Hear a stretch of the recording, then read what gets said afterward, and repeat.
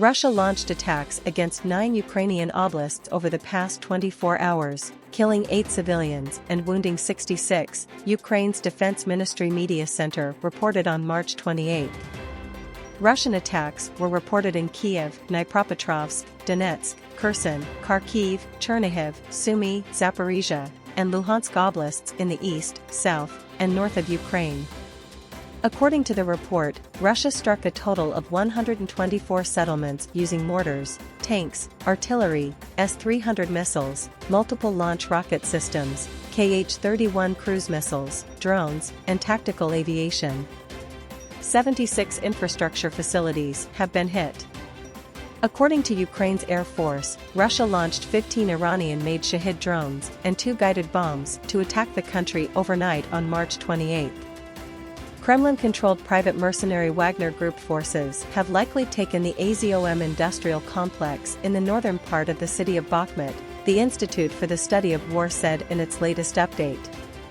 According to the think tank's assessment, Russian forces have advanced on another 5% of Bakhmut, located in Ukraine's eastern Donetsk oblast, in the last 7 days, and currently occupy roughly 65% of the city. The ISW cited Russian military bloggers who widely claimed on March 28 that Wagner fighters had captured the AZOM complex and are working to clear the area of remaining Ukrainian forces. The bloggers' claims are relatively consistent with available geolocated footage that confirms Russia's presence at the complex that shows a military correspondent from the Russian state-controlled media outlet RIA Novosti with apparent ease, the ISW said. Other Russian military bloggers claimed also on March 28 that Wagner fighters had advanced closer to Bakhmut's city center and taken control of the city market, the ISW wrote. These claims are also backed up by geolocated visual evidence of Wagner's advances toward the city center on March 28, according to the update. The ISW assesses that Wagner is likely working to consolidate gains in northern and central Bakhmut to push towards the city center and expand its zone of control into western Bakhmut.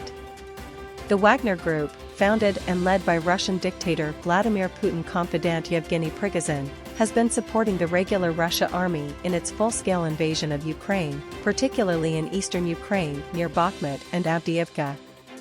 Fighting has intensified near the Zaporizhzhia nuclear power plant, Director General of the International Atomic Energy Agency Rafael Grossi told CNN. Grossi and his team are on their way to visit the nuclear power plant for a second time to assess the situation firsthand. According to Grossi, the situation is not getting any better and the plant has suffered from repeated blackouts. Military action continues. In fact, it is increasing. There are growing numbers of troops and military vehicles, heavy artillery, more military action around the plant. Europe's largest nuclear power plant, located in the city of Enerhodar on the southern bank of the Dnipro River, has been occupied by Russian troops since March 4. Officials from Russia's state-owned nuclear energy monopoly Rosatom said that they are ready to speak with Rossi. The Russian military has utilized the nuclear plant as a military base to launch assaults on Ukraine from the plant's territory. Russian troops also repeatedly used acts of violence and threats to try and forcibly coerce Ukrainian plant employees into cooperation. Ukraine's Prosecutor General's office said on March 28 that the Russian military has committed 76,753 war crimes and crimes of aggression in Ukraine since the start of Russia's all-out war.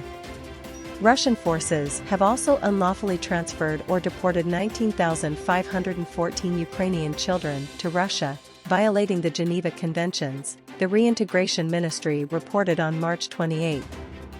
To date, only 327 children have been returned to Ukraine. Ukrainian authorities indicate that Russian troops have killed 465 children and injured 943 since the beginning of Russia's all-out war. This number includes the children the Ukrainian government knows about, but the actual figures are likely considerably higher since the information from places with ongoing hostilities is delayed. Earlier, the US supported the creation of a hybrid tribunal to punish Russian war crimes.